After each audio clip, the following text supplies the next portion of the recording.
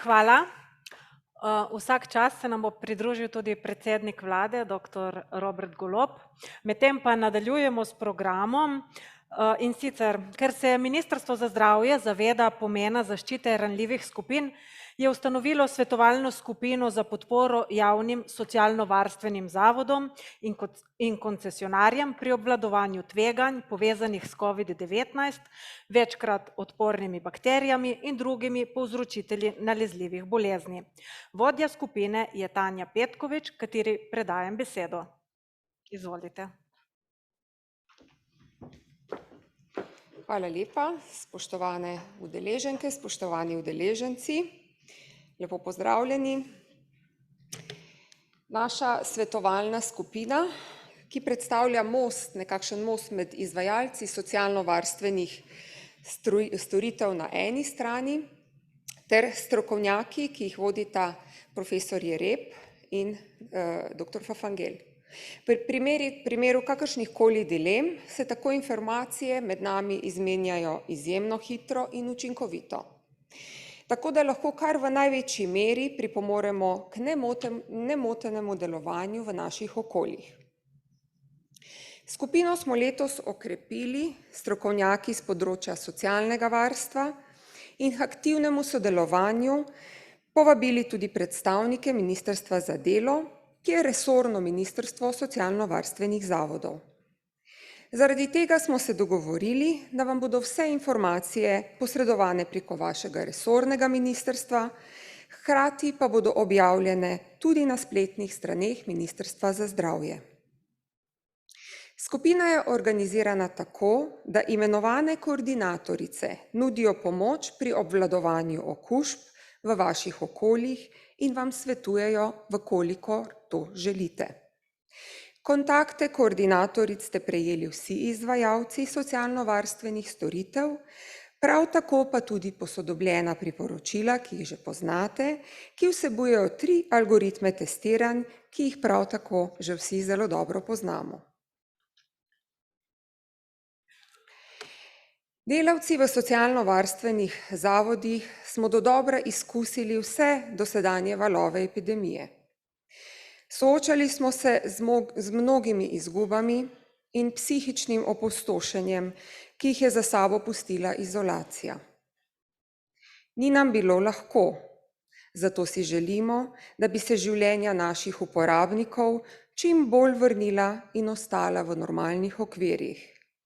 To pa narekuje, da uporabimo vsa preventivna orodja, ki jih imamo na voljo. Zaradi tega bo tudi velik del delovanja naše skupine usmerjenega ravno v preventivo. S tem imam v mislih preprečevanje bolezni, kar lahko dosežemo s splošnimi preventivnimi ukrepi, ki jih priporoča stroka, o katerih smo danes že veliko slišali, in seveda uporabo cepiv. Pri slednjih bi posebej poudarila, da bomo imeli letos prvič v naši državi brezplačno možnost cepljenja proti pnevmokoknim okužbam za vse, ki so starejši od 65 let in ranljive mlajše bolnike. S trojčkom cepiv proti covidu, gripni in pnevmokoku pa si želimo preprečiti hujše poteke bolezni in seveda napotitve v bolnišnico. Novost naše skupine bodo tudi brezplačne izobraževalne vsebine s področja krepitve zdravja in z namenom splošne zdravstvene preventive in preprečevanja težjih potekov bolezni. Zavedamo se, da so pred nami še vedno negotovi časi.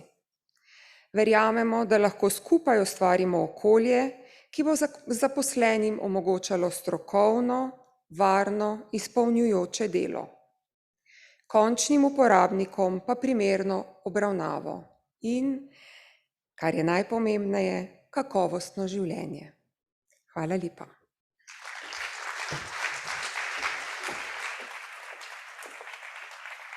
Hvala.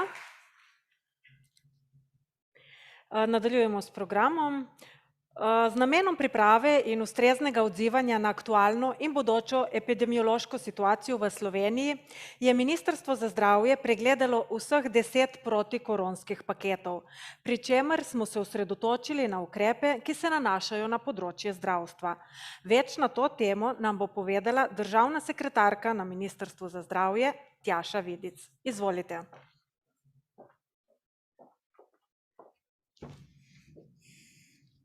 Lep pozdrav še z moje strani.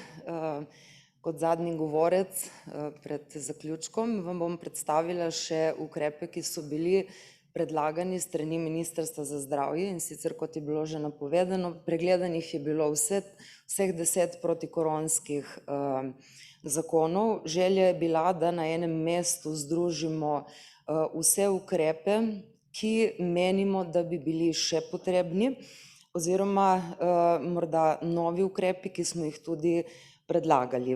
Uvodoma bi povedala, da pa bom tako dodala eno naprej, se opravičujem.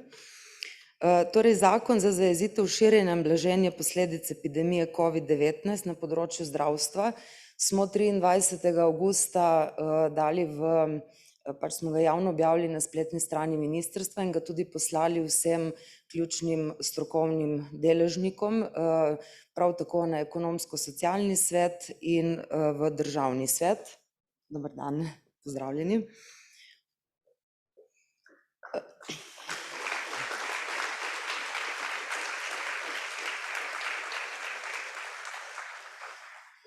Pozdravljam med nami seveda predsednika vlade. In da nadaljujemo, skratka, vseh 10 zakonov je bilo pregledanih. Naj poudarim, da so bili ukrepi pregledani samo z področja zdravstva in trenutno objavljeni predlogi zajemajo 35 ukrepov, med katerimi lahko najdemo ukrepe, ki so še v veljavi in ocenjujemo, da je tudi prav, da ostanejo v veljavi. Ukrepe, ki jim je potekla veljavnost in želimo, da se retroaktivna veljavnost ponovno vzpostavi. Potem ukrepe, ki so sicer se izkazali za dobre v preteklih 2 letih, ampak jih je bilo potrebno nekoliko prilagoditi, in nekatere nove ukrepe.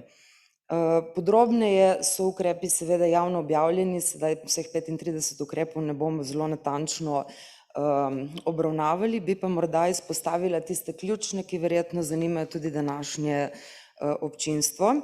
In sicer eno je pravica do kratkotrajne odsotnosti zaradi bolezni.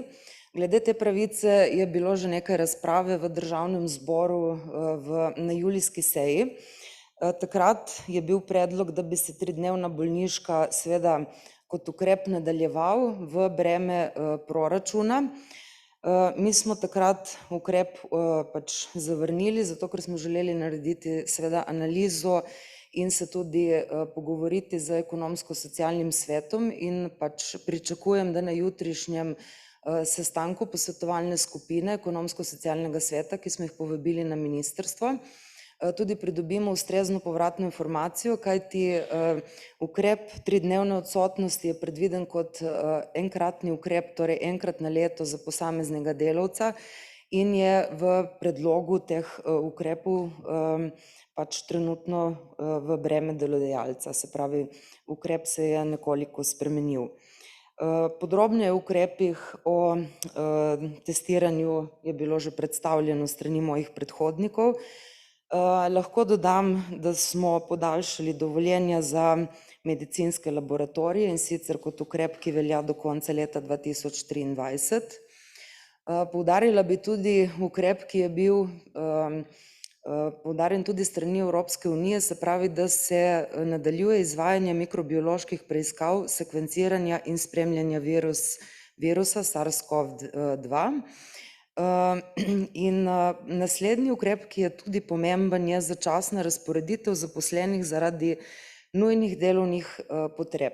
Ta ukrep je že bil aktualen in smo ga tudi podaljšali. Naj povem, da je kot ukrep predvideno, da sicer plačo, ko pride do prerazporeditve delavca, plača tisti osnovni delodajalec, vendar se ta sredstva povrnejo iz proračuna, do prerazporeditve pa pride na podlagi pisnega sklepa. Predviden je tudi dodatek, in sicer v višini 20% urne postavke osnovne plače zaposlenega. Med drugimi ukrepi bi želela morda izpostaviti še zagotavljanje izvajanja podaljšane obravnave, to je zdravstvene nege, fizioterapije in delovne terapije osebam, ki so prebolele okužbo z virusom SARS-CoV-2 in se po zaključenem bolnišničnem zdravljenju zaradi nepopolne samooskrbe ne morejo vrniti v domače okolje. Morda na tem mestu bi dodala to, da na ministrstvu dajemo posebno pozornost težavam, ki se pojavljajo zaradi tako imenovanega long covida, in tudi v izhodiščih za leto 2023 so predvideni dodatni ukrepi in seveda se bomo te problematike lotili resno in jo tudi resno in strokovno naslovili. Potem bi morda izpostavila še organizacijo ambulant za neopredeljene paciente kot nov ukrep. Zelo pomembno se nam zdi izpostaviti dodatne specializacije iz klinične psihologije, in sicer dodatnih 70 specializacij, 20 v letu 2022, enako 2023 in 30 v letu 2024. Pomembno se nam zdi tudi omeniti, da dodatek za izbiro specializacije iz družinske medicine, ki je sicer že sedaj kot ukrep predviden, vendar se je izkazal kot, dajmo reči, premalo stimulativen, kajti ukrep, kot je bil, je zagotovil zgolj, mislim, da je bilo od 5 do 7 dodatnih izbranih specializacij s področja družinske medicine, kar je seveda za povečevanje zdravnikov na področju družinske medicine premalo, zato smo ukrep spremenili in je sedaj v predlogu, da bi za izbiro specializacij bilo predvidenih do 1000 evrov mesečno. Podrobna merila bomo na ministrstvu še pripravili, seveda, če bo kot ukrep tudi skozi neformalno razpravo, ki jo imamo ravnokar odprto, seveda tudi bil sprejet.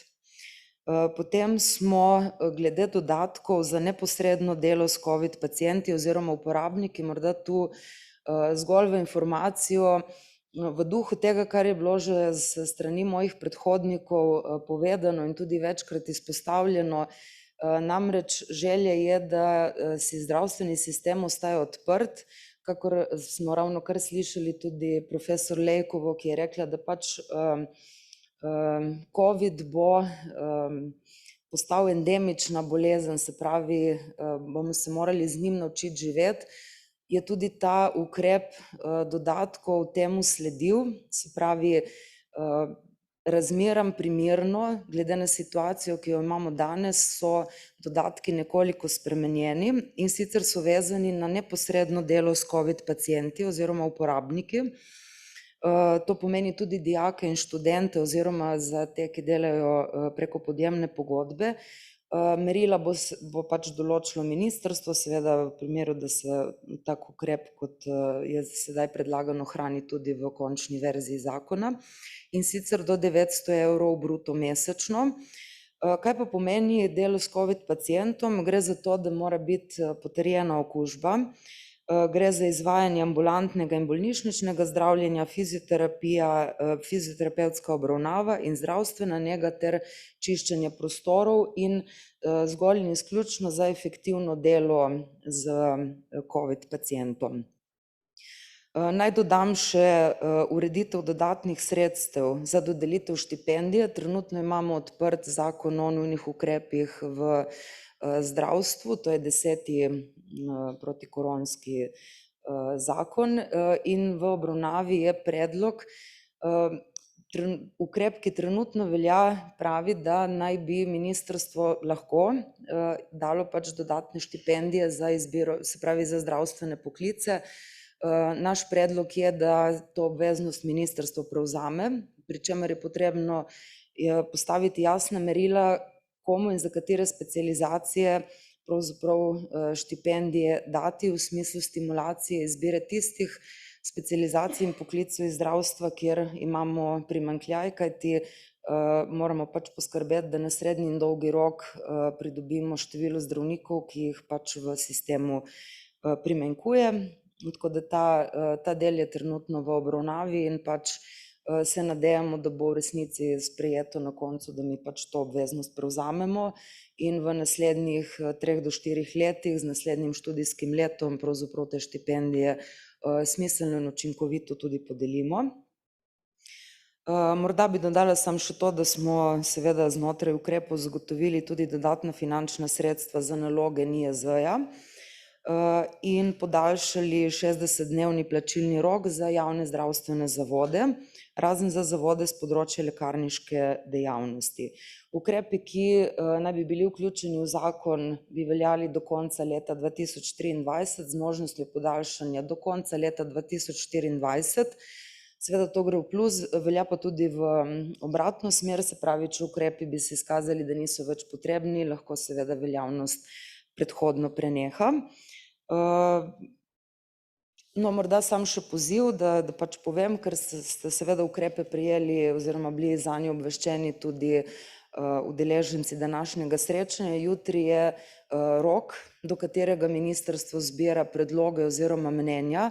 Jaz se zahvaljujem tistim, ki so mnenja že poslali in se zahvaljujem predvsem, da je bila upoštevana prošnja, da se ukrepe v resnici pregleda in piše v obliki amandmajev, da bomo lahko hitreje v bistvu zakon spravili v življenje, kajti treba razumeti, da pregleda 10 zakonov, jih izpisati, se vsebinsko do njih opredeliti, potem počakati izhodišča, ki so bila seveda vrhunsko pripravljena in jih v zelo kratkem času, za kar se seveda svojim sodelavkam izjemno zahvaljujem, torej pregledana naši predlogi ukrepov z izhodišči in se pravi ta predlog, ki je sedaj objavljen, je pravzaprav gre z roko v roki tudi s tem, kar so strokovnjaki napovedali, da bi naj bili smiselni ukrepi. Seveda te ukrepi gredo v smeri, da epidemiološka slika ostane takšna, kot je. Morda pa pol ob koncu še kakšna zaključna misel. Tako da hvala lepa za pozornost.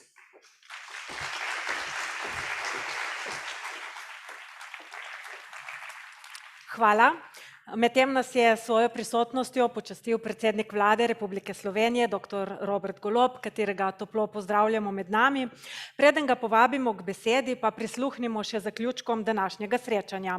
Tako se predstavnikoma Nacionalnega inštituta za javno zdravje in ostalima sogovornicama zahvaljujem. Državna sekretarja prosim, če ostaneta tukaj. Na oder pa znova vabim ministra za zdravje Danijela Bešiča Loredana in vršilca dolžnosti direktorja Urada Republike Slovenije za investicije, za nadzor kakovosti in investicije v zdravstvu Aleša Šabedra. Vsakega bom prosila za povzetek, se pravi najprej gospoda Šabedra, če nam lahko na kratko povzame prvi del srečanja, nato pa oba državna sekretarja, na koncu še ministra. Kar izvolite. Še enkrat lep pozdrav vsem skupaj, poseben pozdrav predsedniku vlade. Naprošen sem bil, da nekako povzamem na kratko zaključke prvega dela današnjega srečanja, kjer je bila pravzaprav obravnava predvsem ukrepi in pa aktivnosti v zvezi z interventnim zakonom za zagotavljanje stabilnosti v zdravstvenem sistemu. Ključen ali pa vsi ukrepi, ki so del interventne zakonodaje, vodijo k boljši dostopnosti do zdravstvenih storitev. Poskušal bom povzeti tiste ključne točke, ki so prinesle spremembe v zakonodajnem smislu.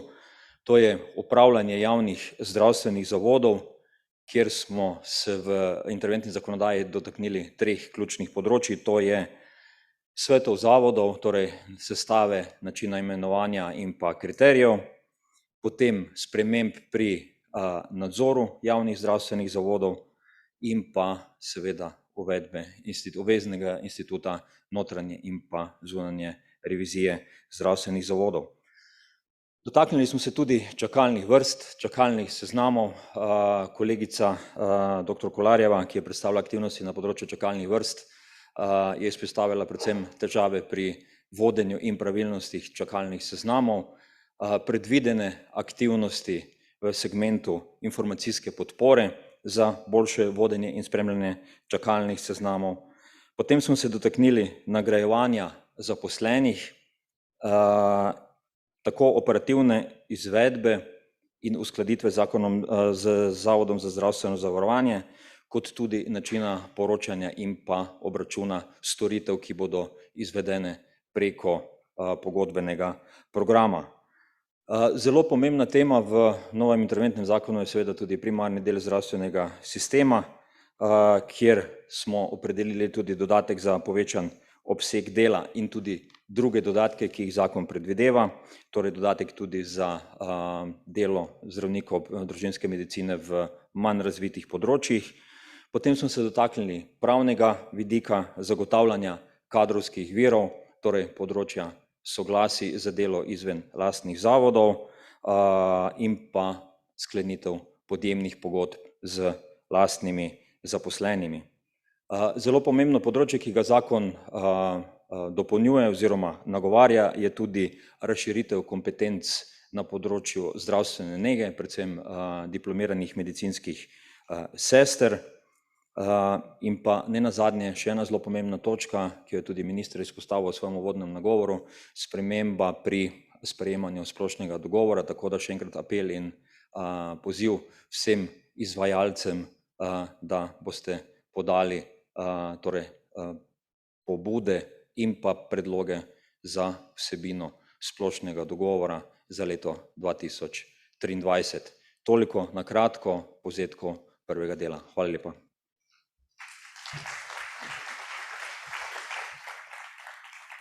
Hvala.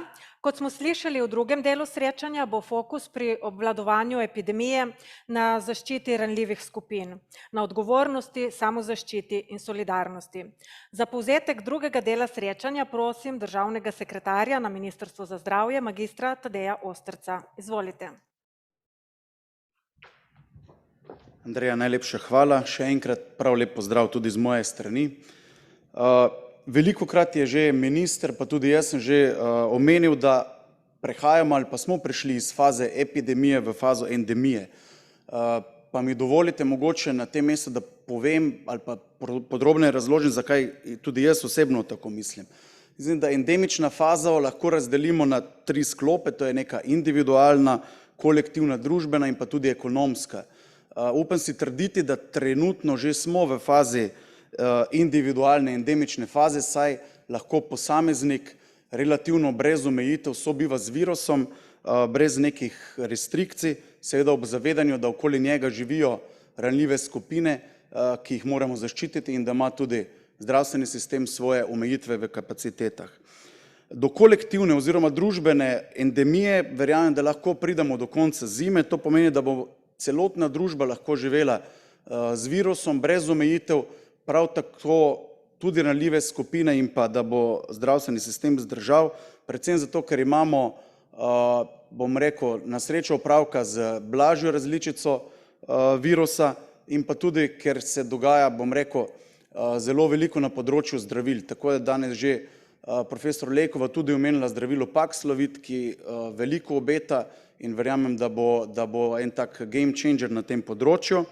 Potem pa ekonomska endemija, to pa pomeni, da bi lahko kot družba in tudi gospodarstvo, privatni, javni sektor in pa tudi država, bi rekel, sobivali s tem virusom. Do tam moramo še priti, ker vemo, da od nas to terja, bom rekel, velike, predvsem ekonomske napore, ampak država se je na tem mestu zavezala, da bomo z virusom sobivali in vsi trdno verjamemo v to.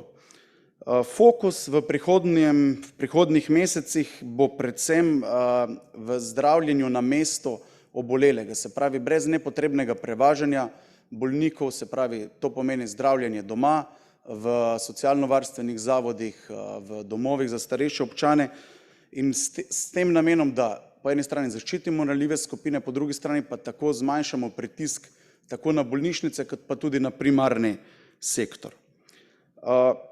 Če pa pride do tega, da bomo mogli pač večino ljudi, nekaj ljudi vseeno pripeljati v bolnišnice, pa se moramo potruditi, da bomo imeli seveda dovolj kapacitet in te kapacitete, ki nas limitirajo, niso več samo toliko v opremi, ampak predvsem v kadru, in zato baziramo na tem, da se zmanjša pritisk, da se predvsem osebje, ki se je soočalo v prvi bojni liniji z epidemijo, bom rekel, nekako spočije in da lahko v morebiten nov val vstopimo spočiti in skupaj z roko v roki. Hvala.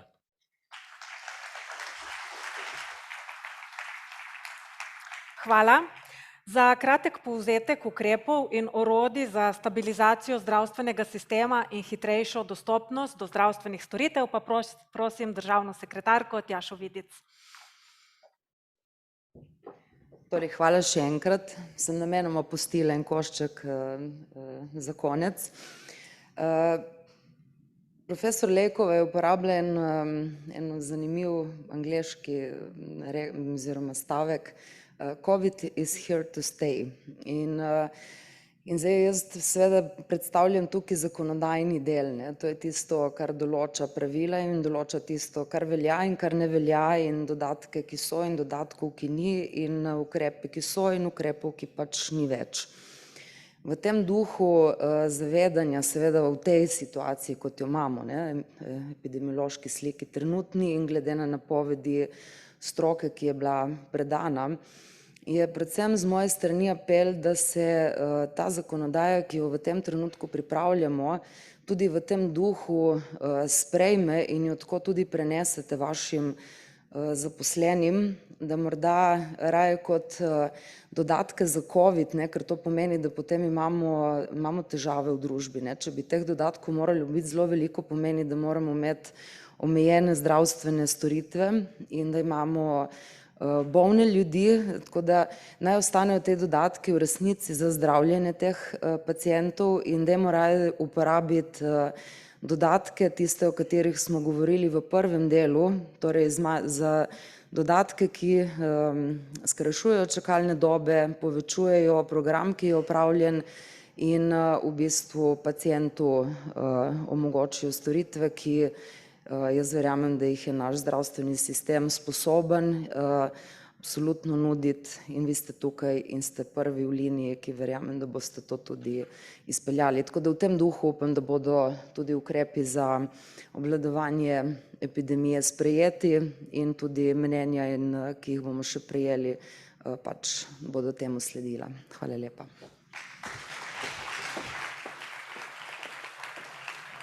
Hvala. Za sklepne misli zdaj prosim še ministra za zdravje Danijela Bešiča Loredana. Izvolite. Hvala, Andreja. Hvala, predsednik. Seveda so sklepne misli od predsednika in niso moje. Jaz bi se samo zahvalil ekipi na ministrstvu, ki je v izjemno kratkem času pripravila vsebino, s katero smo vam želeli pokazati, da želimo živeti v jeseni, v zimi in v nadaljevanju do pomladi v odprti družbi. Želimo pozdraviti vse paciente, ki se bodo obrnili in bodo prišli v naš zdravstveni sistem. Želimo živeti s covidom in v 100 dnevih smo pripravili tisto, kar se je pač v 100 dnevih dalo.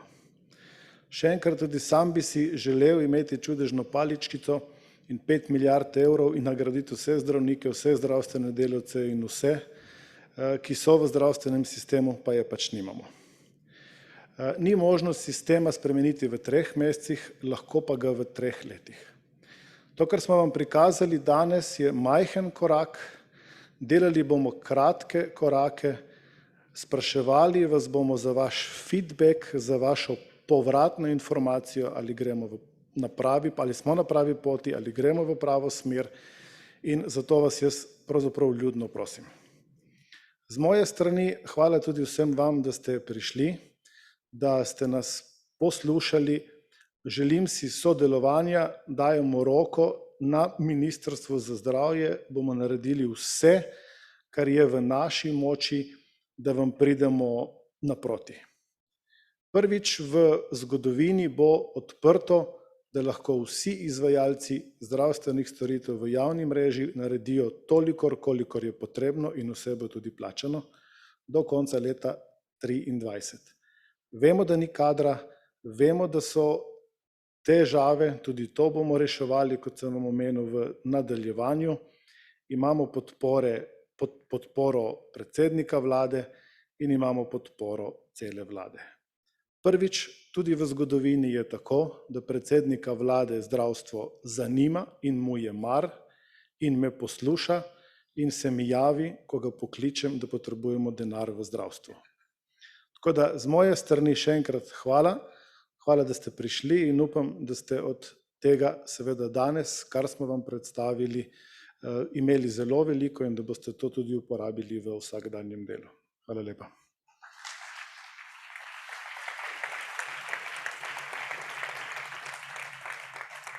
Hvala, gospod minister. Zdaj pa je napočil čas, da se nam na odru pridruži predsednik Vlade Republike Slovenije, dr. Robert Golob, ki ga vljudno vabim k besedi.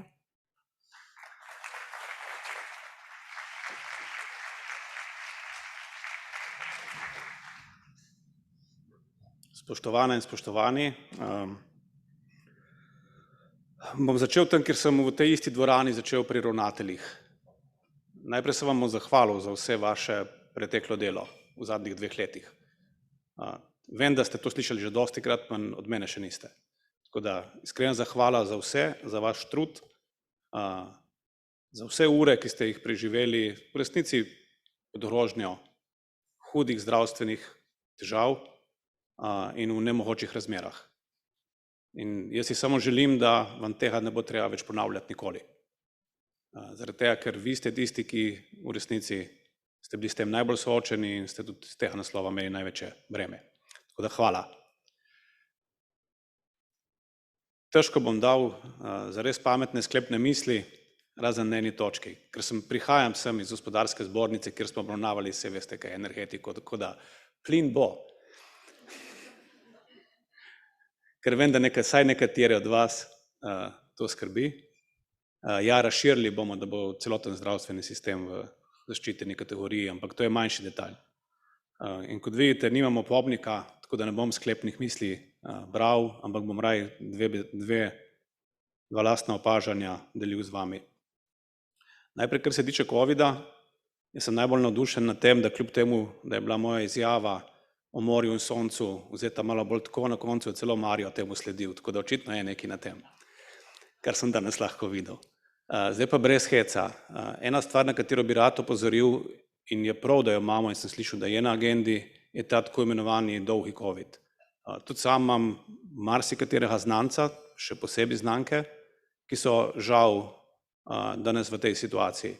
Tako da ja, enako kot se moramo naučiti živeti s covidom in enako kot za večino nas covid v tej različici s tem sevom niti ni več tako nevaren, se kaže, da je ravno pri nekaterih skupinah, ki jih v bistvu še ne znamo identificirati, se pojavlja problem dolgega covida. In na tem področju moramo narediti en velik korak naprej, zato se stvar sistemsko uredi in se pač tudi ustrezno tretira. Sicer verjamem, da bomo v to endemično fazo dejansko vstopili ali pa se lahko že danes delamo, da smo. Upamo pa, da nam ne bo treba zaradi narave in mutacij se vračati v stanje, v katero si v bistvu ne želimo. To drugo opažanje se pa tiče tega, da v resnici si res želimo v naslednjih, minister pravi v 3, do konca mandata, 4 letih izpeljati celovito reformo. Naloga je taka. To ne gre za posamične korake, gre za množico vzporednih korakov in včasih so nekateri koraki, in prav je, da so majhni, ker včasih so nekateri tudi taki, da jih želimo popraviti. Niso vsi koraki nezmotljivi, ker nihče ni nezmotljiv. Nisem jaz nezmotljiv, celo minister včasih ni, ampak nič zato, ker smo vsi ljudje. Skupaj pa lahko, zato ker gremo z majhnimi koraki, pridemo do tistega tako želenega cilja. Zato je ta poziv, ki je bil že dan strani ministra, ki ima res mojo podporo absolutno, ampak ta poziv ga dajem tudi jaz. Dajte se vključiti v tem procesu. Pa če se vključite na enem mestu ali drugem, niti ni pomembno. Lahko se vključite na točki sprememb splošnega dogovora, zato da bomo res lahko poskrbeli, da boste vsi javni zavodi imeli priložnost, ne glede na stanje, v katerem ste danes z vidika izpolnitve naročil, ste imeli priložnost, da povečate tam, kjer lahko povečate in skrajšate čakalne vrste. In vsak naj prispeva svoje pripombe, svoje poglede, zato da bomo v tej široki množici korakov šli lahko počasi naprej.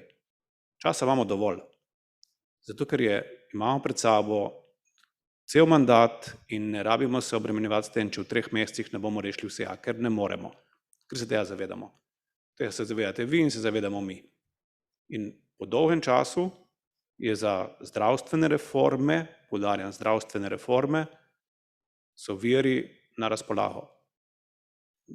Minister za finance ali pa vlada kot taka ne bo omejevala denarja za potrebe zdravstvene reforme. In to sporočilo je zelo pomembno, ker ga dajemo v tem trenutku, ko smo na začetku. Če bi prišel vam 6 mesecev pred koncem mandata, bi lahko vedeli, da vam v resnici prodajam banane. Jaz sem prišel na začetku mandata. Ampak vas hkrati pozivam, da pri tem sodelujete. Ker zdravstveni sistem je kompleksen, še posebej po sistemu upravljanja, in ga bomo morali prilagoditi in poenostaviti, če bomo hoteli te reforme dejansko izvajati. In jaz vas pozivam in si želim, da boste pri teh poenostavitvah dejansko v dobri veri tudi sodelovali. Ker je to edini način, da lahko spravimo zdravstvo na nivo, ki si ga vi zaslužite in ki si ga pacienti zaslužite. Ker najhuje, kar je, da imate predane delavce, ki ne morete dajati od sebe tistega, kar bi lahko, zato ker vam organizacija tega ne dopušča in danes vam ne dopušča. Organizacija smo pa mi vsi, skupnost in kolektiv. Tako da, hvala za tisto, kar ste do zdaj naredili in hvala za vse to, kar boste še naredili, zato da bomo na koncu mi pacienti, ker jaz sem tudi pacient, od zdravstvenega sistema imeli še več in še boljše. Hvala lepa.